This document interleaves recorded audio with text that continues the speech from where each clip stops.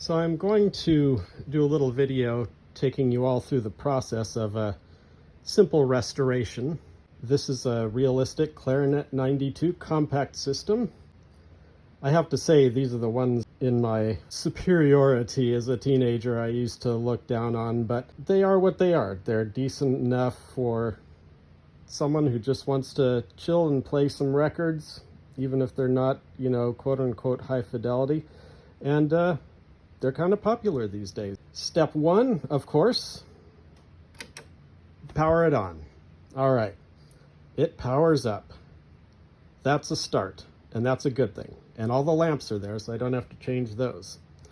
Step two is to just see what's working. All right, so I always go to the radio first.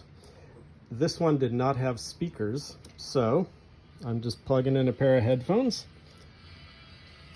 And we have sound. And we have sound in both channels. Next step is to see what's happening with this platter. Is it frozen as usual? Yes, it definitely is. So that's going to need some stripping and re-lubing. No problem, I do that all the time. Next, does the 8-track work? Usually, they do not. But let's just find out. Zip it on tape. Check the headphones. I am getting static. Yes, I am getting sound, but also a fair bit of hiss. So that's something I'm going to need to look into. Third thing, or is this the fourth thing? I think it's the fourth thing we're on right now. See if there's actually sound coming from the turntable cartridge. So, simple test on that. Give the stylus a little finger brush. Yep, I do hear sound. Let's check and see if it's both channels. Yes, it is. Next step will be to plug in some speakers and see if the speaker connections work and if there's sound coming out of the speakers. Okay, so we're back again with this Clarinet compact stereo system. Today I'm going to install a pair of speakers. I have these Toshiba speakers that were part of some other compact system that my wife picked up at a thrift store. Always good to have these on hand in case you need them, which I do. Now, these have standard speaker wire with the positive and negative connectors. This compact system actually has RCA speaker connectors. So I will be stripping and putting on RCA plugs so that I can hook these speakers up to this system. So first, clip these off and save them. You never know when you're going to need those. And then strip. Okay, so we have our stripped wire, and then we have our RCA plug, and this unscrews because this is the part that you will solder onto. Very, very important is to slip the sleeve on before you do any soldering. I don't know how many times I've soldered and then forgotten to put this on, and then you're kind of screwed. You have to unsolder and redo everything. Now, one important thing is to make sure that the positive part of the speaker wire goes to the positive part of the RCA plug. Generally, black in a wire is negative, and then red, white, or in this case gray, is going to be your positive. On the RCA, the pin is positive, so that's where you're going to solder right here, and then the outer casing part right here will be negative. So the negative part, it's very nice that it's got a little slot that you can kind of wrap the negative plug around and then solder. It's a little more tricky soldering the center pin because it's just, there's just a little bit of a well there. There's not really any hole that you can wrap it in. So you have to sort of finesse it to get it to stay in there and get the solder super hot, since it's kind of soldering onto whatever the substance is, brass or something like that. Okay, and if you are looking for a soldering iron to start one of these things, I totally recommend getting one with these little clips on it. It's literally like having a third hand, in some cases a fourth hand.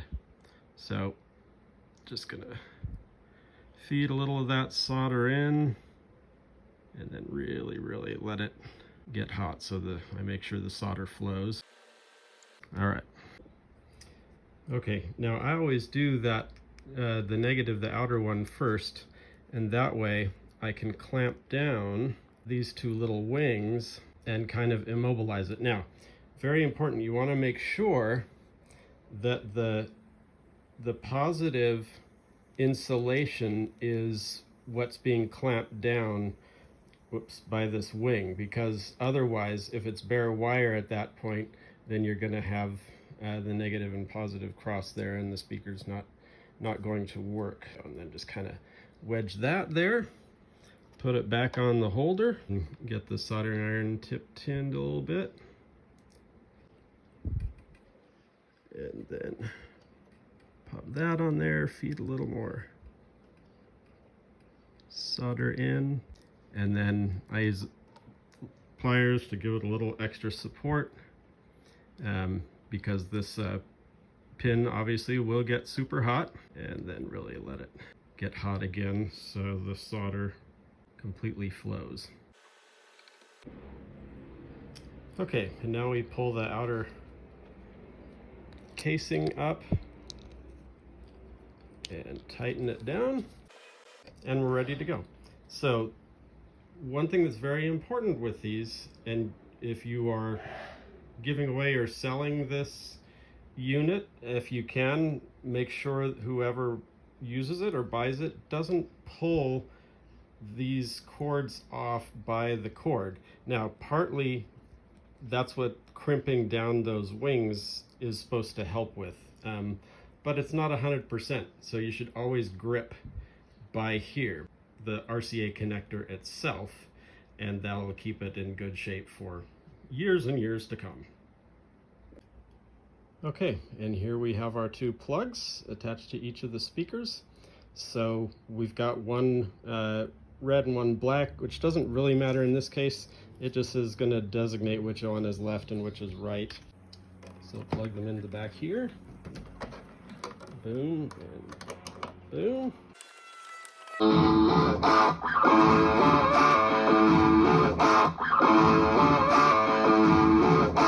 And here we go.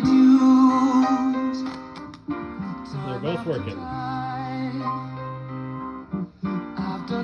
Okay, so we are going to get this platter unstuck today. All right, this is a very common issue with turntables of this era, especially if they are automatic turntables, and especially if they are idler or rim drive turntables such as this one.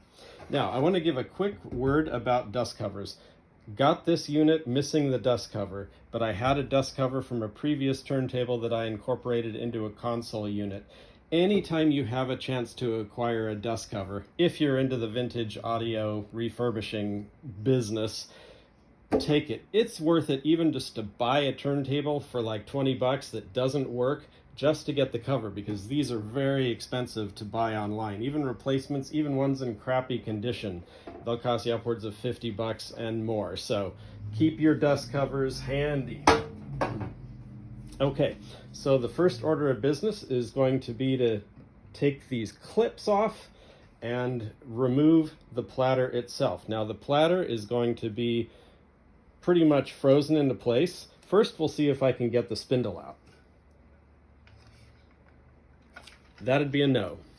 I found a great substance called Super Slick Stuff, all right? Or they are not a sponsor or anything. I just found it at Lowe's, and it works great for getting stuff like this unstuck.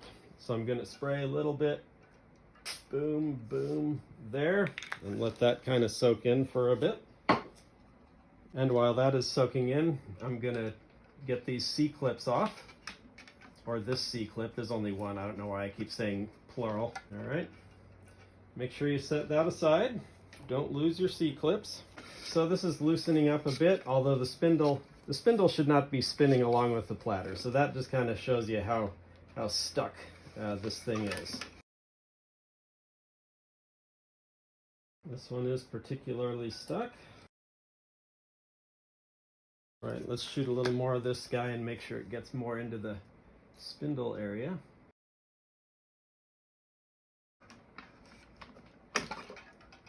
Aha, There the spindle came out. All right.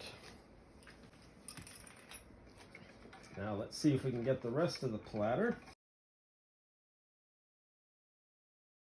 Okay, well this is one of the more stubborn stuck platters I have run across of late. So the other step is to take a soldering iron and drop it down in the hole and let it kind of heat up this stuck grease. Okay, so now we've got the platter rotating independently, and it should just pretty much lift right off. And there we go. So that's step one, getting the platter off. Now step two is something I just do as a general thing. I take this idler wheel off, which is basically like a rubber tire. It's also attached by a C-clip. And usually these have gotten a little bit hard. This one's not too bad, but just to be on the safe side. And then I have this stuff called Rubber Soft. Okay, it's basically restores the softness to rubber. And I pop a little bit in this mason jar. You know, it's so weird. Like, when I was a kid, we just had jars all over the place, you know, because everything came in glass jars, and just, you know, your mom kept jars for whatever purpose. And I couldn't find a jar when I first had this, so Laura just picked me one of these up at the thrift store. So you just let it sit in there for, well, 4 to 8 hours. I generally do 4 hours unless it's really, really hardened. Don't let it go for any longer than that because it will actually disintegrate the rubber. So now I need to get into the workings of this platter, which means I have to get underneath. So probably what I'm going to have to do is unscrew these screws in the back, and then there are some underneath so I can slide the receiver part of it out and access the little clips that are holding the turntable in, because everything is going to be gummed up underneath here already. This little gear is moving very tightly because, again, that grease has just turned into glue. But here we go. This thing's coming out, and this is good because it gives me access to the controls where I can give them a good cleaning also, if you remember that static from the beginning. And then I can also check out and clean up this 8-track. So now we have full-on access, and actually a lot of this grease isn't too bad. It feels pretty good. Things are moving all right. So it's mostly just this gear, I think, that's going to be where I need to apply some solvent and then re-grease it. So let's get back with our trusty old slick stuff. And then also the spindle here, I'm going to take out that washer, clean it up, and re-grease the spindle. The spindle's really sticky. Yeah, this thing's loosening up already. So that is good. Yeah. Yeah, see, that's what controls the arm mechanism. Boom. But I'm probably just going to take this off also. One more C-clamp. Not C-clamp, C-clip. All right, so just a little of this excess solvent. Clean out this center here, and then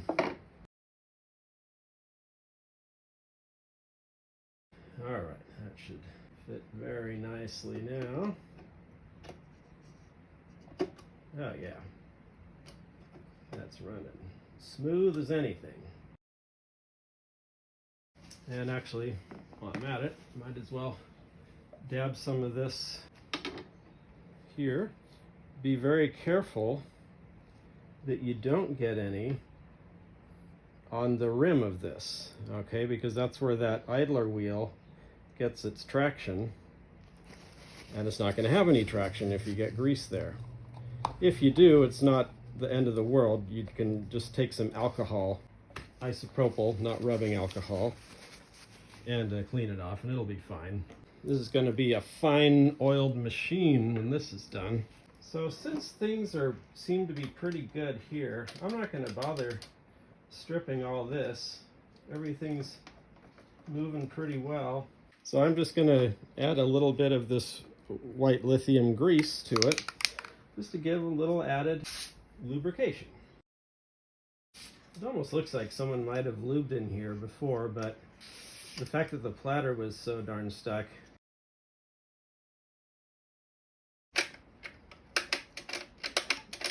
Just double check all the controls. Oh, you know what? All right. There is something that still needs to be lubed because this is stuck, which is fairly common in these units. All right, this mechanism here goes under here, and there's a little switch gear here that gets very stuck. That I will definitely need to address further. All right, there we go. So there's just this little lever that I had to do. It's very important not to force these. For one, because if you look at the armature under here, they're plastic. All right, there's metal parts, but they're also plastic. And if you snap that plastic, then you're pretty much SOL, unless you can find a donor table and replace it, but then you're getting into sort of area of diminishing returns. And if you have a donor turntable where these are intact, well, it's probably just better to fix that turntable and not worry about this one. And then it's sad because it ends up then going to the junk heap. Although you can salvage bits like this gear and the motor and things like that. There's always people that need those kinds of parts. Part of the reason I am in this business / hobby is that I hate seeing this stuff end up in the landfills. For one, there's so much plastic and non-biodegradable parts, so many non-biodegradable parts, but also just hate that we're in a disposable type society right now. It does my heart good when I can get one of these things up and running and find someone who will use it and enjoy it.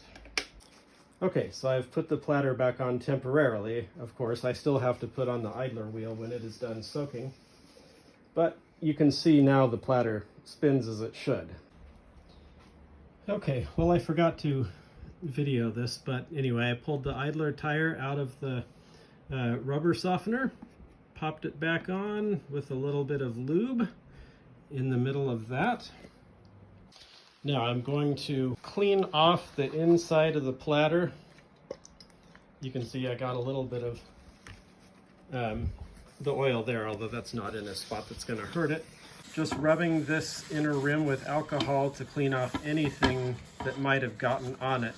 Even just a little drop, a speck even of something will cause the friction to diminish between the idler tire and the rim and cause speed issues. So pop the platter back on.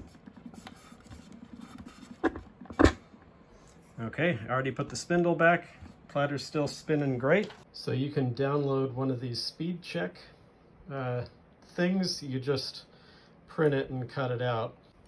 And then you can download an app that has a strobe, and you just check it, 33 RPM, 45 RPM, and make sure the lines stay relatively still. It's all right if they're, for one, a little bit faster, because it's going to slow down when you put a record on it and have the actual stylus running it. But a tiny bit of speed variation is not that big a deal, but it should be generally still. If they're moving really fast, then you got something further wrong. So I'm going to check that. I was having an issue with this speed changer deal staying stuck on 45. The speed was correct on 33, and then I checked it on 45 and it was correct. And then I just went to 78, but it doesn't have a thing to correct or to check for 78. Well, then I went back to 33 and it was still running 45, meaning this little piece of plastic here was getting stuck down here and not coming all the way up where it needed to for the part of the spindle here that's 33 RPM. You can see there's a wide part, a medium part, and a narrow part, and those are for 78, 45, and 33 respectively. It causes the idler to turn faster or slower, and consequently the platter to do the same.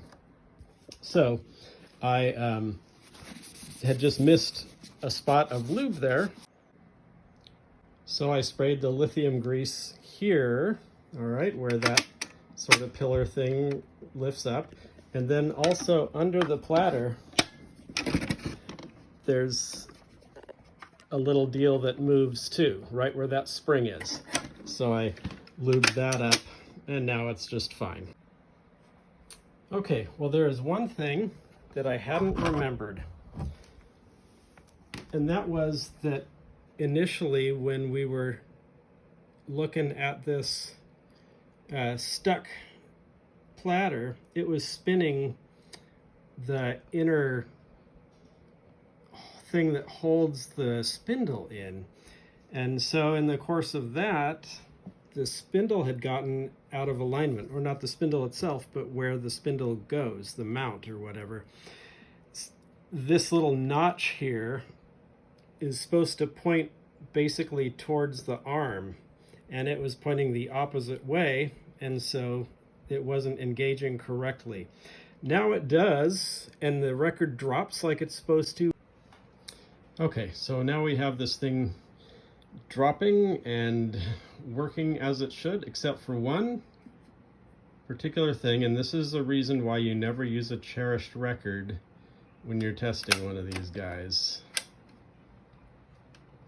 So we're dropping, boom, and zherp. So the stylus is super bad, all right? This is just a record big hits, although I don't think hits is exactly what they wanted to say there, but go figure. So I am ordering a new stylus, and we will give it a test when that arrives. Meanwhile, I will do the clean out, clean up inside, and post that. All right, always a good idea to have some multi-purpose lithium grease around. And just dab a little there.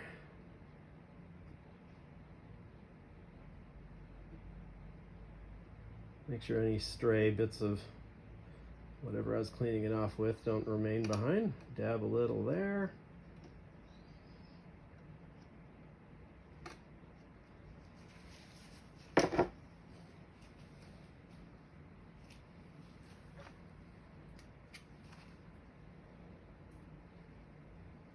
Some on this bearing.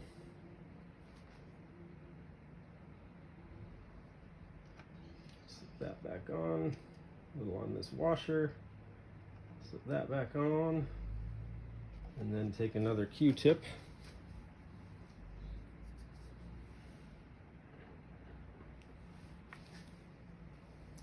And pop some in the center.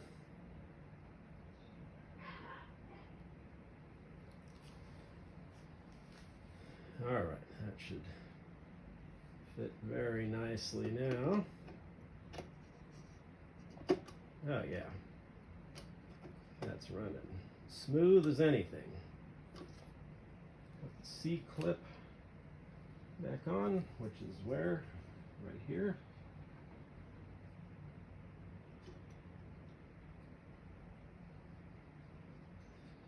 And of course, you know, half the battle when you're doing these things is hunting down the tools that you just used and aren't sure where you put them.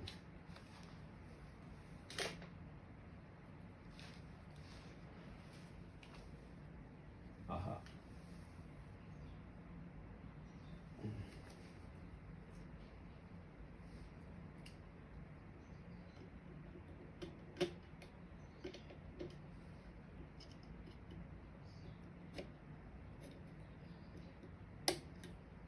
All right, clip back on. We're still running smooth.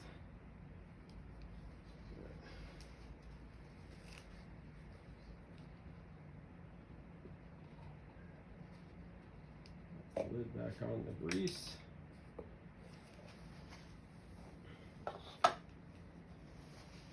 And actually, while I'm at it, might as well dab some of this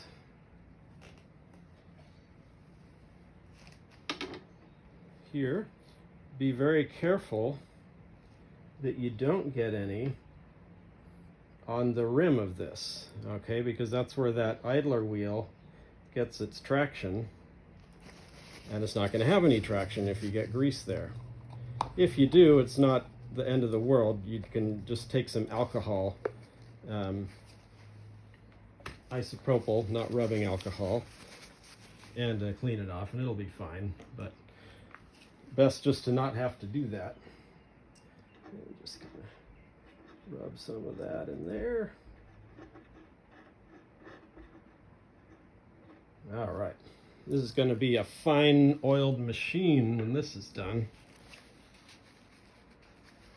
All right, meanwhile, I'm going to pop that over here for when I do the inside. So since things seem to be pretty good here, I'm not going to bother stripping all this. Everything's moving pretty well.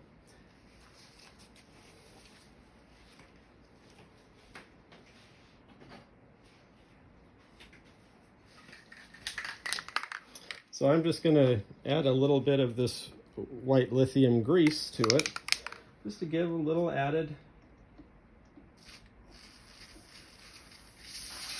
lubrication. So everywhere I can see a sort of joint or pivot point.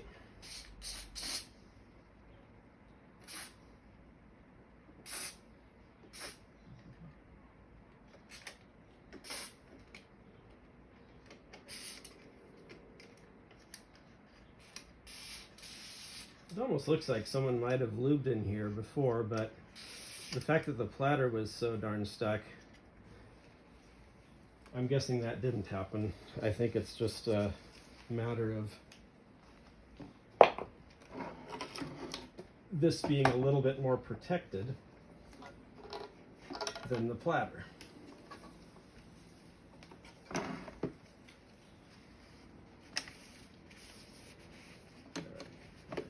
This stuff off. Boom, boom. Yeah, see the arm moves nicely. I usually will spray a little bit here just to keep it running smooth.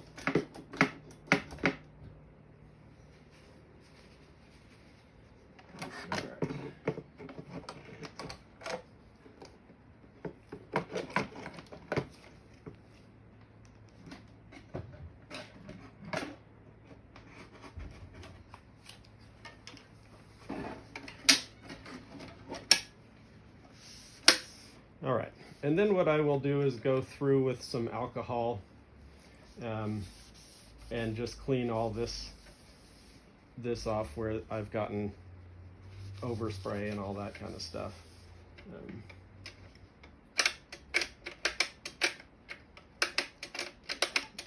Just double check all the controls. Oh, you know what? All right, there is something that still needs to be lubed because this is stuck, which is fairly common in these units.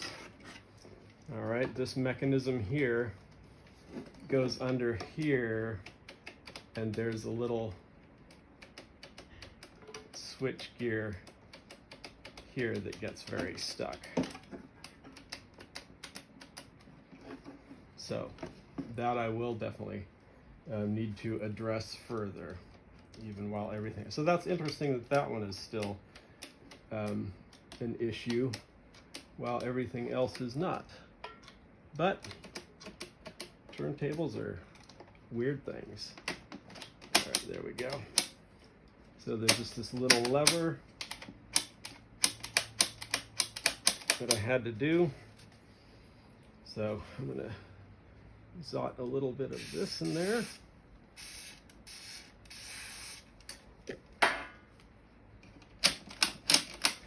It's very important not to force these. For one, because if you look at the armature under here, they're plastic. All right, there's metal parts, but they're also plastic. And if you snap that plastic, then you're pretty much SOL, unless you can find a donor table and replace it. But then you're getting into the sort of area of diminishing returns. And if you have a donor turntable where these are intact, well, it's probably just better to fix that turntable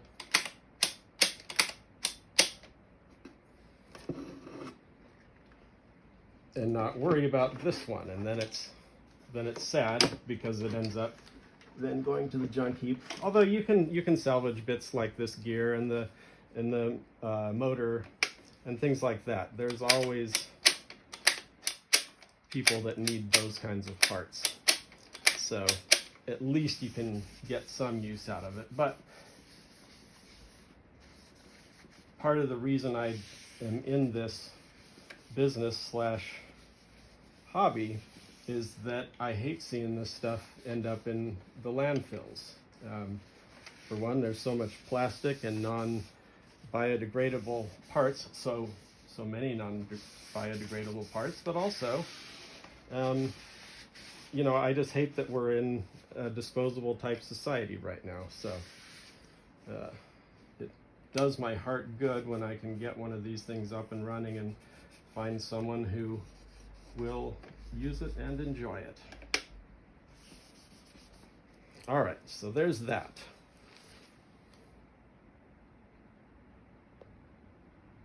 All right, the next step with this unit is to get things kind of cleaned out, contacts and such like. So we're gonna approach this from underneath. Don't forget to flip the things down under the turntable, because now I'm going to turn this upside down, and otherwise the whole turntable unit would fall out. And now we can access these potentiometers and switches and things under here. Because there are plastic parts, I like to use the fader lube. All right, that's going to be safe when you've got bits of plastic in the controls and such. So you just kind of find the little holes in the potentiometers, spray it in there,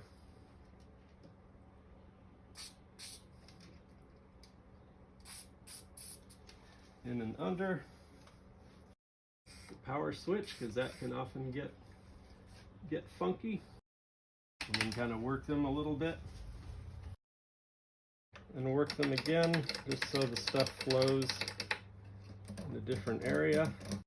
And these switches weren't too bad, so it's not going to need a ton of work. All right, I will let that sit for a little bit as well. Now let's see what we got going on this 8-track. Because if you recall, it was making some noise. Looks like this has a kind of a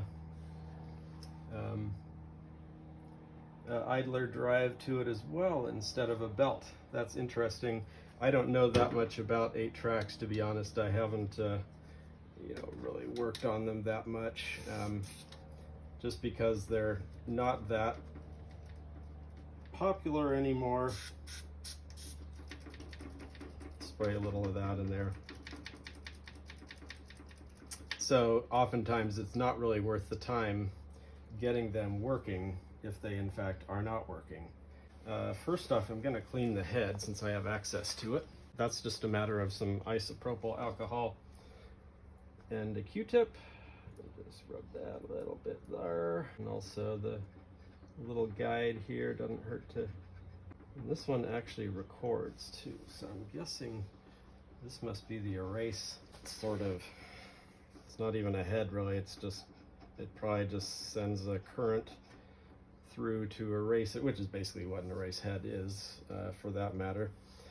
Then I'm not going to bother disassembling this idler wheel because I do have a little bottle of rubber renew. So I'm just going to put some of that on it. And this is what I use for pinch rollers on cassette decks and things like that. And you can see it cleans it off a bit, as well as getting it a little bit softer. All right. Stuff smells weird. It smells kind of minty in a sort of toxic way. I'm gonna pop a tape in once this dries and just kind of see what happens.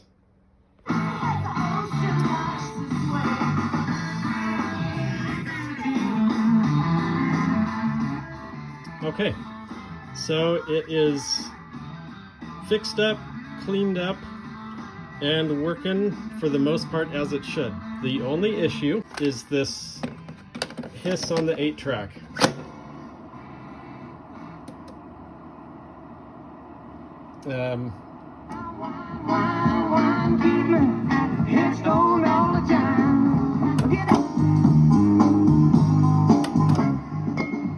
The 8-track works, but the hiss is omnipresent. Fortunately, it doesn't get louder with the volume, so as the volume is turned up, it covers it up.